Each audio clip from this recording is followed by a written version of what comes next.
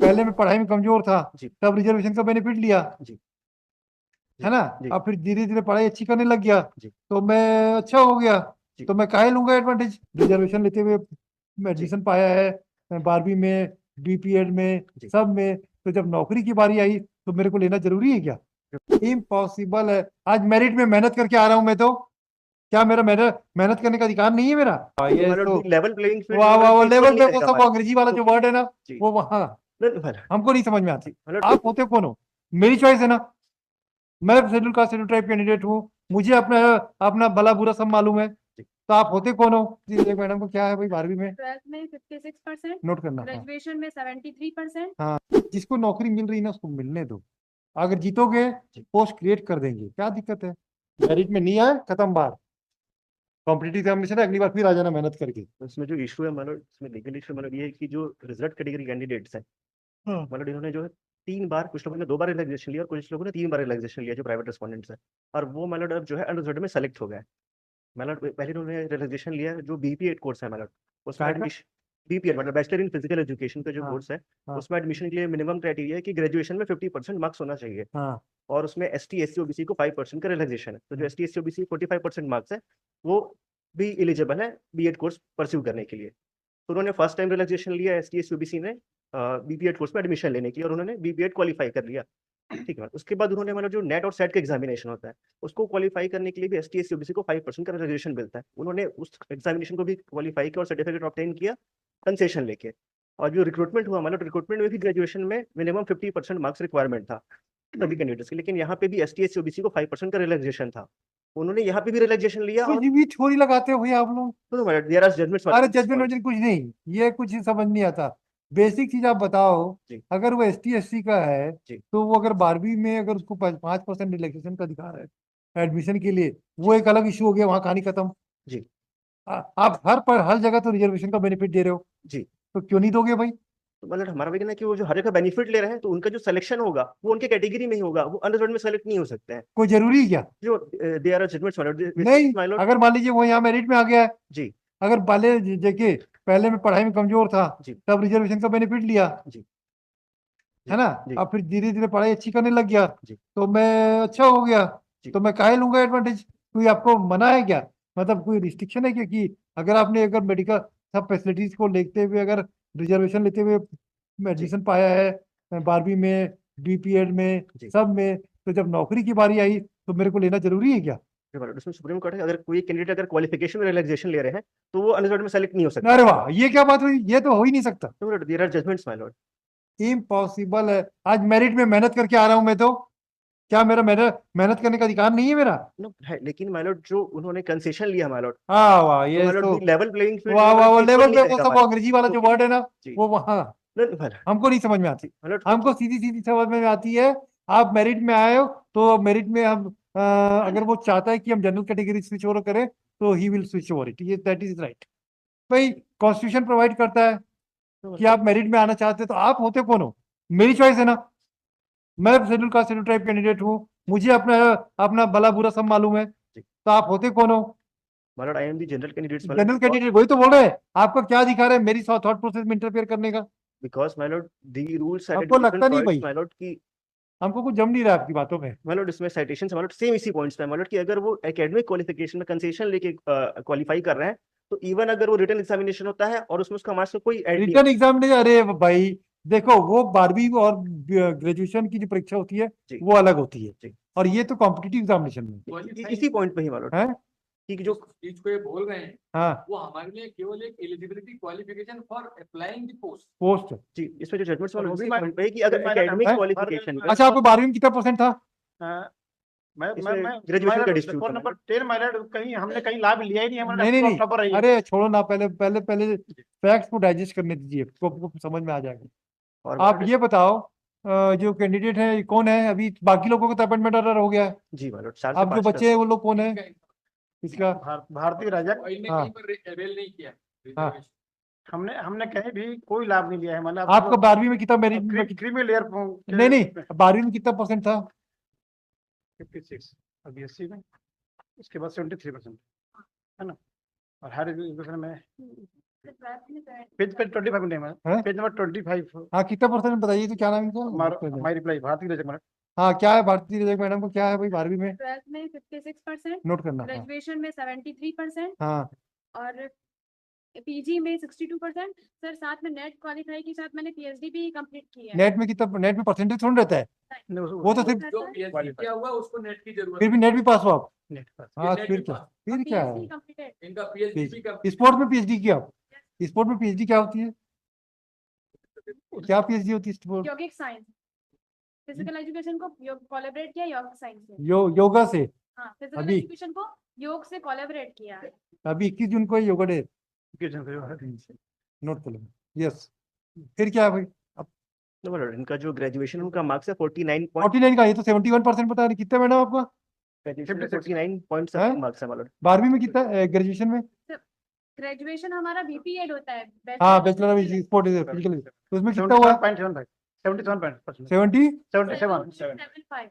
फिर क्या है भाई, आपको क्या तकलीफ है? इनका छोड़ो ना, हो गया खत्म। my lord, मैं थोड़ा सा ब्रीफ कर देता हूँ my lord। नहीं नहीं, ये चीज को पहले बता दो। my lord, ये जो बता रहे हैं इनका बीपीएड का क्वालिफिकेशन हाँ। परसेंटेज बता रहे हैं, जो ग्रेजुएशन में तो जो रूल्स ग्रेजुएशन कौन सा ग्रेजुएशन होता मतलब 3 इयर्स ग्रेजुएशन कोर्स है? वो तो बीपीएड की तो होता है ना। साल का है my lord, 1 साल का है वो, 1 साल का एक साल का। अच्छा एक मिनट, बी आप क्या बीएससी किए हो कि क्या किए हो? फिजिकल एजुकेशन ग्रेजुएशन उसी में पढ़ेगी भाई वो तो। मतलब 1 साल का कोर्स है my lord, इन्होंने सर्टिफिकेट नहीं। क्या 1 साल का है वो। बैचलर तो 3 साल का ही 4 साल का कोर्स है?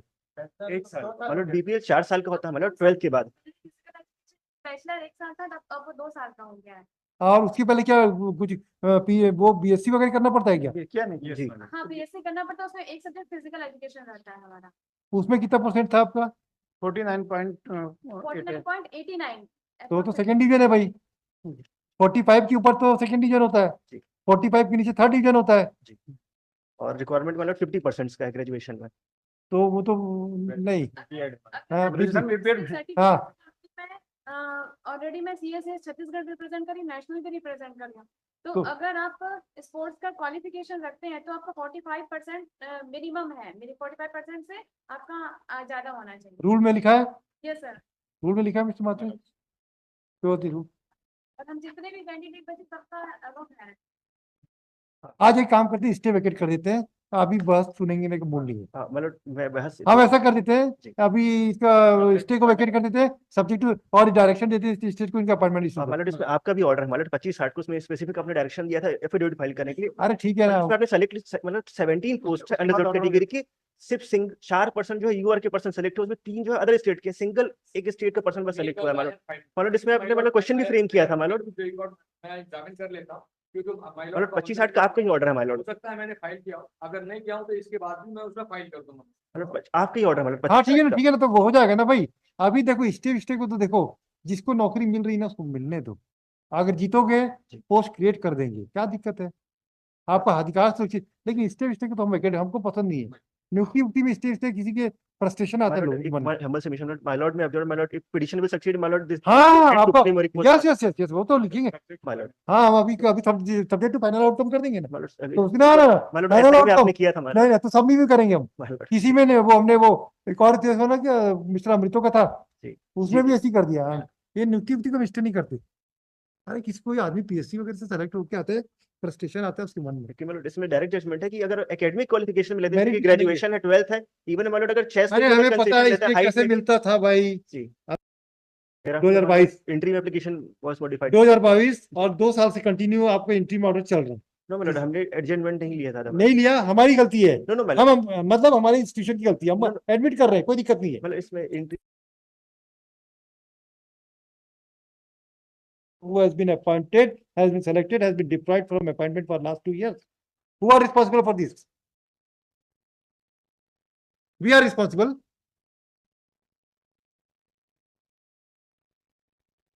सब बीमारी को बंद कर दूंगा मैं। मेरिट में नहीं आए, खत्म बात। कॉम्पिटिटिव एग्जामिनेशन है, अगली बार फिर आ जाना मेहनत करके। दिखाना तुम क्या नोट किया, नोट किए बताना figure. Today the matter was listed for hearing. आपका एप्लीकेशन पर विकेटिंग स्टे है? The on application for vacating the stay, full stop. This court, white order dated 17/11/2020, has passed the following order. In pursuance of the order passed by this court, the appointment order of the private respondents were withheld. Thereafter, this private respondent have preferred writ appeal before this court, which was before the Honorable Division Bench, which was registered as writ appeal number 441/2021, wherein the Honorable Division Bench passed the following order. Paragraph 4.5. Still, the matter has not reached to its final end, despite lapse of more than 3 years and 3 months. On 25/8/2022,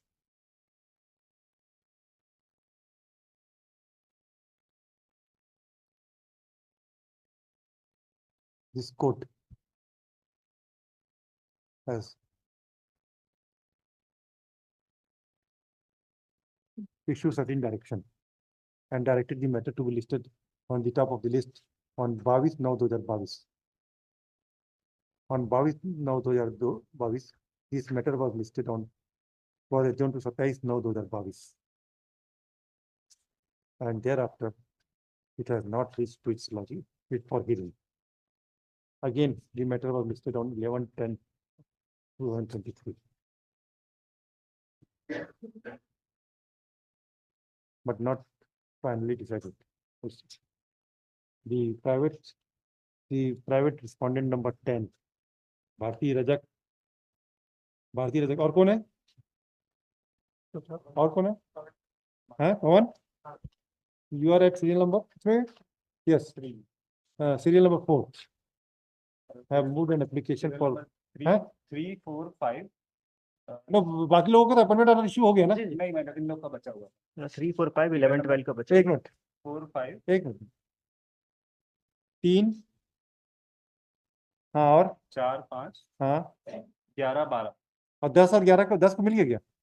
नहीं 10 का नहीं, 10 का नहीं, है? 10 का नहीं है। 10 को नहीं मिला। 10, 11, 10 का भी नहीं, यस, और 11 11 का भी बचा है मैम। बच्चा है। बाकी लोगों को अपॉइंटमेंट ऑर्डर मिल गया। मैंने नेम डिलीट करने का एप्लीकेशन ये लगाए थे, और यहाँ से नेम डिलीट हो चुका है। अभी मेरे During pendency of the petition, the petitioner moved an application for deleting the name of respondent number 6, 7, 8, 9, 13, and 14, which was allowed by this court on 11/10/2023. As such, the appointment of respondent number 3, 4, 5, 10, and 11 are still stayed at 12 in view of the interim order passed by this court. Therefore, an application for vacating the stay order was passed. The learned counsel for the petitioner would submit that the petitioner, since the petitioners have secured, have taken the objection, the benefits of reservation at the initial stage of their education. Therefore, they cannot march from reserve category to general category, even if they stood on a merit position. This is your submission. This was vehemently objected by the counsel for the private respondent as well as the PSC. This court has the private respondents number 10.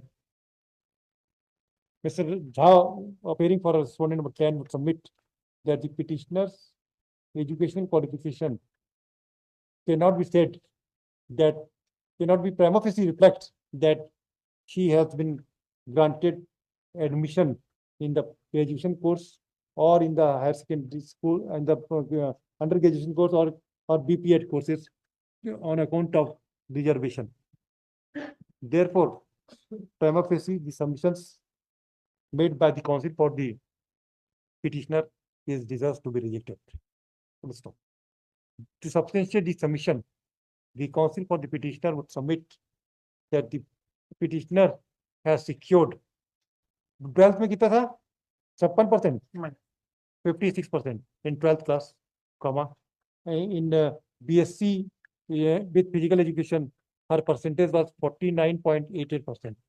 It has also been submitted that the petitioner has participated in national level or state level? National level. Which sports? Cricket. The petitioner has participated in national level cricket and cricket sports in national as well as state level, state as well as national level. Therefore, she is entitled to get 10 marks, 10 marks or 10%? 10% in addition to the 10% है 10% है कि 10 marks है? 10% relaxation. Therefore, she is entitled to get a relaxation of 10 marks, 10% of marks in her graduation course. And according to her, according to the petitioner respondent number 10, if she is secured 45% also, then she is eligible to be appointed, to be considered for appointment as per the recruitment rules made in this behalf. Considering this fact that, and thereafter in BPED she has secured 77%, na? 77%, and MPA, and the net also she has cleared the net, PhD. net, and then also completed PhD in the physical education subject. Thus, she fulfilled all the requisite qualification. For considering this aspect of the matter and the foundation laid by the petitioner regarding a stay is that the petitioners have been given benefit of reservation while getting the respondents have been given benefits of reservation at the initial stage. Therefore, they cannot march over for getting employment in a general category. Cannot prima facie seems to be not acceptable. Accordingly, the interim order passed by this court deserves to be vacated. Accordingly, it is vacated. However, it is made clear that the appointment order will be subject to final outcome of the requisition. It is directed that the state shall issue the appointment order to the respondent number 3, 4, 5, 10, 11, 12, 11, 12 within 1 month from the date of receipt of copy of the respondent state is directed to proceed with the issuance of appointment order. However, they will clarify that this appointment will be subject to final outcome of both the petitions. Number दे देना, दोनों का. This court cannot lose sight of the fact while considering the interim order that the interim order was passed by this court on 17/11/2020, and about 3.5 years the petitioners are being deprived to get the benefit of service, which cannot be compensated by this court, but can also consider what will be the consequence if the petitioner fails.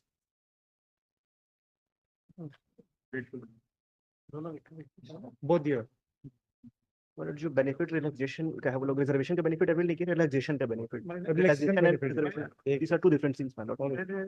Next petition है भारतीय number 5. हाँ. एक और petition है same order कर दो. Number 5 रहेगा. Same order कर दो. Both the are same issue involved. So इसमें appointment तो सब पे common ही है ना? जी कॉमन हाँ, चलो common कर दो. ग्रेटफुल